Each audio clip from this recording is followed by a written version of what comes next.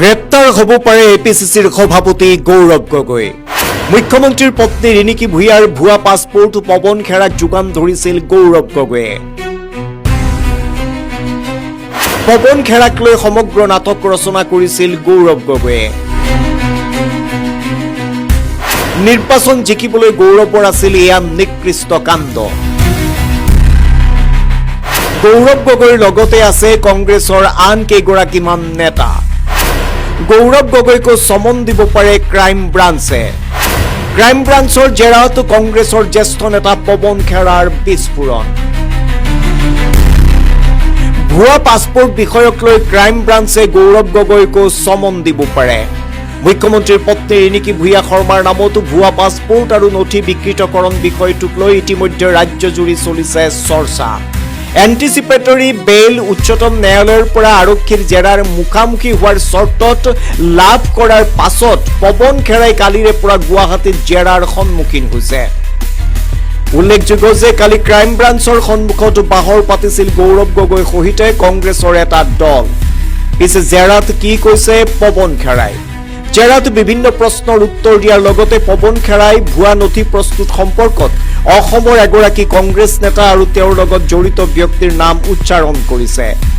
আৰক্ষীৰ এক সূত্ৰৰ পৰা পোৱা খবৰ অনুসৰি ভুৱা নথি যোগানৰ লগত জড়িত আছিল এই বিশেষ ব্যক্তিজন। এই ৰাজনৈতিক নেতাজন আন কোনো নহয়। এই ৰাজনৈতিক নেতাজন হৈছে এপিচিচিৰ সভাপতি গৌৰৱ গগৈ। তথ্য অনুসৰি গৌৰৱ গগৈৰ ঘনিষ্ঠ এজন ব্যক্তিয়ে এই নথিসমূহ যোগান ধৰিছিল গৌৰৱ গগৈক আৰু গৌৰৱ গগৈয়ে এই নথিসমূহ যোগান ধৰিছিল পৱন খেৰাক। আচলতে এক প্ৰকাৰ ৰাইজৰ মনত যথেষ্টখিনি এক প্ৰকাৰ সন্দেহো হৈছে বা আচৰিত হৈ পৰিছে, আশ্চৰ্যকৰ এটা খবৰ হৈ পৰিছে এই মুহূৰ্তত। ৰাজনীতিৰ খবৰ বুলি নহয়, কাৰণ নিৰ্বাচন শেষ হৈছে, ইতিমধ্যে শপত গ্ৰহণ হৈছে। তাৰ পিছত পৱন খেৰাৰ যি বিস্ফোৰক এই কথাই নিশ্চিত ৰূপত এক তোলপাৰ লগাইছে বুলি ক'লেও ভুল কোৱা নহ'ব। বিক্ৰম আছে আমাৰ সৈতে, বিক্ৰমে আমাক আৰু অধিক খবৰ আমাক দিব পাৰিব। বিক্ৰম, আজিৰ দিনটো সবাতোকৈ ডাঙৰ খবৰ বুলি যদি ক'ব পাৰি তেতিয়াহ'লে এইটোৱে এটা সবাতোকৈ ডাঙৰ খবৰ। বাপৰি প্ৰথম কথা হৈছে চাওক, পৱন খেৰাক দুটা দিন জেৰা চলালে। কালিৰ দিনটোত প্ৰায় 11 ঘণ্টা পৱন খেৰাক জেৰা চলোৱা হৈছে আৰু আজিৰ দিনটোত প্ৰায় 8 ঘণ্টা জেৰা চলোৱা হৈছে। আৰু এই 11 ঘণ্টা আৰু আজিৰ দিনটোত 8 ঘণ্টাৰ সময়ছোৱাত কেইবাগৰাকী শীৰ্ষ আৰক্ষী বিষয়াই কিন্তু পৱন খেৰাক জেৰা চলাইছে। গুৱাহাটী মহানগৰ যিগৰাকী আৰক্ষী আয়ুক্ত পাৰ্থ সাৰথী মহন্ত, আজিৰ দিনটোত তেওঁ নিজেই 3বাৰকৈ পৱন খেৰাক জেৰা চলাইছে আৰু কালিৰ দিনটোত তেওঁ 2বাৰকৈ পৱন খেৰাক জেৰা চলাইছে। এই সময়ছোৱাত পৱন খেৰাৰ পৰা এই কথাখিনি জানিব বিচাৰিছিল যে পৱন খেৰাই এই সংবাদমেলত যে এই পাছপোৰ্ট কেইখন দেখুৱাইছিল বা ডুবাইত সম্পত্তি থকাৰ কথা কৈছিল, মুখ্যমন্ত্ৰীৰ পত্নীৰ ডুবাইত এটা কোম্পানী থকাৰ কথা কৈছিল, সেই কোম্পানীটো আচলতে ফেক কোনে বনাইছিল, ইয়াৰ আঁৰত কোন আছিল, এটা পাকিস্তান লিংকৰ কথা মুখ্যমন্ত্ৰীগৰাকীয়ে কৈছিল।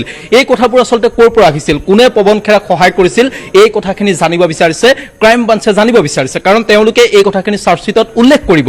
আৰু পৱন খেৰাক যেতিয়া জেৰা চলোৱা হৈছে সম্পূৰ্ণৰূপে ভিডিঅ'গ্ৰাফী কৰা হৈছে। আৰক্ষীৰ আজিকালি এইটো ছিষ্টেম আছে জানেই, এগৰাকী ব্যক্তিক যেতিয়া আচলতে ইণ্টাৰগ্ৰেট কৰা হয় তেতিয়া ভিডিঅ' কৰা হয়, আৰক্ষীয়ে ভিডিঅ' কৰে। আৰু সেই সময়ছোৱাত পৱন খেৰাই দুজনকৈ কংগ্ৰেছ নেতাৰ নাম লৈছে। অসম কংগ্ৰেছৰ সভাপতি, এপিচিচিৰ সভাপতি গৌৰৱ গগৈৰ নাম লৈছে।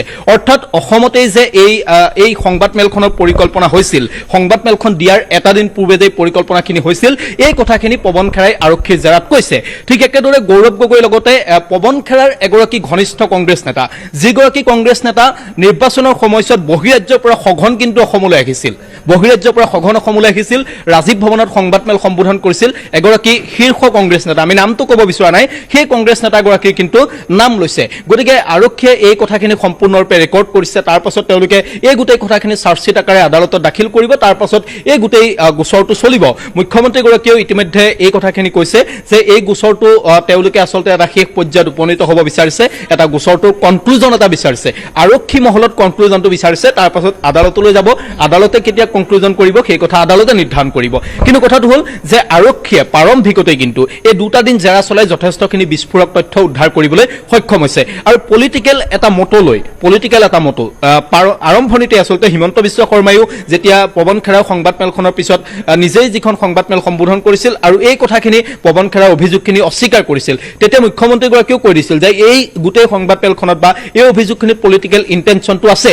আৰু আৰক্ষীয়েও এই কথাখিনি গম পাইছে যে সম্পূৰ্ণৰূপে মুখ্যমন্ত্ৰী হিমন্ত বিশ্ব শৰ্মাৰ যিটো ইমেজ, সেই ইমেজটোক আচলতে এটা বেলেগ ইমেজলৈ নিৰ্বাচনৰ এটা দিন জনসাধাৰণৰ আগত এটা বেলেগ ইমেজলৈ ৰূপান্তৰ কৰি দিবৰ বাবে সেই এই গোটেই কামখিনি কৰিছিল। এই গোটেই কথাখিনি আৰক্ষীৰ আগত পৱন খেৰাও ইতিমধ্যে আমাৰ হাতলৈ অহা আৰক্ষীৰ সূত্ৰৰ মতে পৱন খেৰাও স্বীকাৰ কৰিছে। গতিকে অতি সোনকালে আৰক্ষীয়ে চাৰ্জশ্বিট দাখিল কৰিব, ক্ৰাইম ব্ৰাঞ্চে চাৰ্জশ্বিট দিব।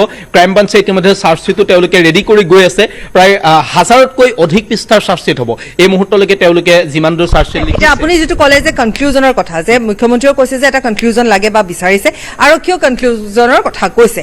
দুদিন জেৰা চলিছে, ইয়াৰ আগত তেওঁ পলায়ো আছিলে, পলায়নো কৰিছিলে। তাৰপিছত তেওঁ কৈছিলে যে মই সহায় কৰিম বা মোক যি সুধিব মই তাৰ শুদ্ধ উত্তৰ দিম। আৰু যিটো কনক্লুজন ওলাল, ই সঁচাকৈ এটা অতিকৈ আচৰিত কৰা কনক্লুজন ওলাল। এতিয়া যিগৰাকী শীৰ্ষ তেওঁৰ ঘনিষ্ঠ কংগ্ৰেছ নেতাৰ কথা কোৱা হৈছে, যাৰ নাম ল'ব বিচৰা নাই, আপুনিও ল'ব বিচৰা নাই, বা এতিয়ালৈকে যিহেতু আকৌ কৈছো যে তথ্য প্ৰমাণ সহ যেতিয়া সকলোখিনি কথা প্ৰমাণিত হ'ব তেতিয়াহে তেওঁৰ নাম নিজে ওলাই আহিব। গতিকে নিজে ওলাই আহিলে ৰাইজে নিজে জানিব। কিন্তু তাতকৈ ডাঙৰ কথা হৈছে যে ৰাজনীতিৰ নামত এনেধৰণে এজন ব্যক্তিৰ নাম সোমাই পৰাটো সঁচাকৈ ডাঙৰ কথা। এতিয়া ধৰি লওক গৌৰৱ গগৈ কাৰোবাৰ হতুৱাই কামখিনি কৰোৱাটো বা তেওঁ যেনেধৰণে এটা প্লেনিং কৰি এটা পৰিকল্পনা কৰি এটা হয়তো মানসিক চাপ দিবলৈ চেষ্টা কৰা হৈছিলে নিৰ্বাচনৰ পূৰ্বে, আৰু নাইবা তেওঁ ইমান নজনাকৈ ইমান ডাঙৰ এটা ভিত্তিহীন ইমান ভুল তথ্য তেওঁ কিয় উলিয়াব। গতিকে আৰু হয়তো কোনোবা থাকিব পাৰে নেকি, তেনেকুৱা ধৰণৰ কিছুমান কথা ওলাইছে নেকি? নাই, গোটেই কথাখিনি হৈছে পলিটিকেল ইণ্টাৰেষ্ট। কিন্তু পলিটিকেল ইণ্টাৰেষ্টটো আপুনি যেতিয়া গুৱাহাটী হাইকোৰ্টে পৱন খেৰাৰ বেইল কেঞ্চেল কৰিছিল, তেতিয়া মহাধিবক্তাগৰাকীয়ে যেতিয়া সংবাদমেল সম্বোধন কৰিছিল দেৱজিৎ শইকীয়াই, আমি তেতিয়া এটা কথাত গুৰুত্ব দিছিলোঁ যে পৱন খেৰাৰ অধিবক্তাই গোটেই গোচৰটোত জামিন আবেদনৰ শুনানিত গোটেই গোচৰটোত বুজাব বিচাৰিছিল যে এইটো এটা পলিটিকেল কেছ হয়, পলিটিকেল ইণ্টাৰেষ্ট থকা কেছ হয়। কিন্তু উচ্চ ন্যায়ালয়ৰ ফালৰ পৰা কোৱা হৈছিল যে পলিটিকেল ইণ্টাৰেষ্ট থকা কেছ হ'লেও যিগৰাকী ভিক্টিম অৰ্থাৎ মুখ্যমন্ত্ৰীৰ পত্নী ৰিণিকী ভূঞা শৰ্মা মুখ্যমন্ত্ৰীৰ পত্নী হ'ব পাৰে, কিন্তু ৰিণিকী ভূঞা শৰ্মাৰ নিজৰ এটা সত্তা আছে, ৰিণিকী ভূঞা শৰ্মাৰ নিজৰ এটা ইমেজ আছে, আপোনাৰো এটা নিজৰ ইমেজ আছে। গতিকে আপোনাক আনৰ লগত তুলনা কৰিব এনেকুৱা ধৰণৰ কথা হ'ব নোৱাৰে। পলিটিকেলি যদি কাৰোবাক যদি ডিমৰেলাইজ কৰিবলৈ আছিল তেন্তেহ'লে ডক্টৰ হিমন্ত বিশ্ব শৰ্মাক টাৰ্গেট কৰিব লাগিছিল। কিন্তু ডক্টৰ হিমন্ত বিশ্ব শৰ্মাক টাৰ্গেট নকৰি কাক কৰা হৈছিল? টাৰ্গেটটো মুখ্যমন্ত্ৰীগৰাকীৰ পত্নী ডক্টৰ হিমন্ত বিশ্ব শৰ্মাৰ পত্নী ৰিণিকী ভূঞা শৰ্মাক কৰা হৈছিল। গতিকে আদালতেও সেই দিশৰ পৰা গোটেই আচলতে গোচৰটো চাইছিল আৰু তাৰ পাছতেই উচ্চ ন্যায়ালয়ে জামিনটো কেঞ্চেল কৰিছিল। গতিকে এই মুহূৰ্তত আৰক্ষীয়েও সেই দিশৰ পৰা চাইছে গোচৰটোত পলিটিকেল ইণ্টাৰেষ্ট আছে পৱন খেৰাৰ যিখিনি অভিযোগ। কিন্তু কথাটো হ'ল যিগৰাকী ভিক্টিম, সেই ভিক্টিমগৰাকী হৈছে ৰিণিকী ভূঞা শৰ্মা। ৰিণিকী ভূঞা শৰ্মা বিজেপি দলৰ কাৰ্যকৰ্তা নেকি? ৰিণিকী ভূঞা শৰ্মা অসমৰ মুখ্যমন্ত্ৰী নেকি? নহয়। ৰিণিকী ভূঞা শৰ্মা বুজাব বিচৰা হৈছে যে এগৰাকী উদ্যোগপতি হয়। ৰিণিকী ভূঞা শৰ্মা উদ্যোগপতি। গতিকে ৰিণিকী ভূঞা শৰ্মাক এই গোটেই প্ৰক্ৰিয়াটোৰ মাজত কিয় টানি অনা হৈছিল, এই কথাখিনিকে আচলতে আৰক্ষীয়ে জানিব বিচাৰিছে। আৰু আমাৰ মনে হয়, আমাৰ সম্ভৱত এই গোটেই কথাখিনিকে আচলতে ক্ৰাইম ব্ৰাঞ্চেও তেওঁলোকৰ যিখন চাৰ্জশ্বিট দাখিল কৰিব সেই চাৰ্জশ্বিটখনত তেওঁলোকে উল্লেখ কৰিব। নিশ্চয়। এতিয়া গৌৰৱ গগৈৰ কি হ'ব? গৌৰৱ গগৈৰ ওপৰত কেনেকুৱা ধৰণৰ কি চলিব বা আইনী প্ৰক্ৰিয়া কেনেধৰণে চলিব বা তদন্ত কৰা অনুসন্ধান কৰা এই প্ৰক্ৰিয়াটোৰ ওপৰত কিবা ডেভেলপমেণ্ট দেখা পাইছে আজি? ডেভেলপমেণ্ট স্বাভাৱিকতে থাকিব। গৌৰৱ গগৈৰ নাম যেতিয়া পৱন খেৰাই লৈছে, আমাৰ হাতলৈ যিমান দূৰ খবৰ আহিছে গৌৰৱ গগৈৰ কথা উল্লেখ কৰিছে পৱন খেৰাই। গতিকে গৌৰৱ গগৈৰ নাম যেতিয়া এই গোটেই গোচৰটোত সাঙুৰ খাইছে, স্বাভাৱিকতে গৌৰৱ গগৈ তদন্তৰ আওতালৈ আহিব। হয়তো গৌৰৱ গগৈলৈ নটিচ যাব পাৰে, নটিচ যোৱাৰ সম্ভাৱনা থাকিব। ক্ৰাইম ব্ৰাঞ্চে গৌৰৱ গগৈক নটিচ দিব, তাৰ পাছত নটিচ অনুসৰি ডেট বান্ধি দিব, তাৰ পাছত ক্ৰাইম ব্ৰাঞ্চত গৌৰৱ গগৈ হাজিৰ হ'ব লাগিব আৰু গৌৰৱ গগৈয়ে নিজৰ ষ্টেটমেণ্ট দিব লাগিব।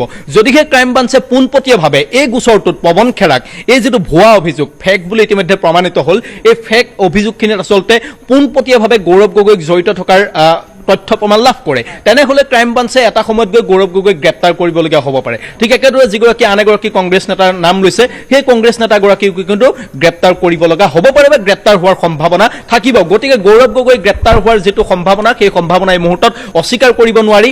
যিকোনো মুহূৰ্তত গৌৰৱ গগৈক আচলতে ক্ৰাইম ব্ৰাঞ্চে গ্ৰেপ্তাৰ কৰিব পাৰে। নিশ্চয় তাৰ প্ৰাক মুহূৰ্তত গৌৰৱ ৰঞ্জন, নিশ্চয় গুৰুত্বপূৰ্ণ কথা। পাপৰি আৰু বিক্ৰম, আপোনালোকক ধন্যবাদ জ্ঞাপন কৰিছো। তাৰমানে সঁচাকৈ পৱন খেৰা কম দিনৰ ভিতৰত পেৰা বনিব গৈ আছে।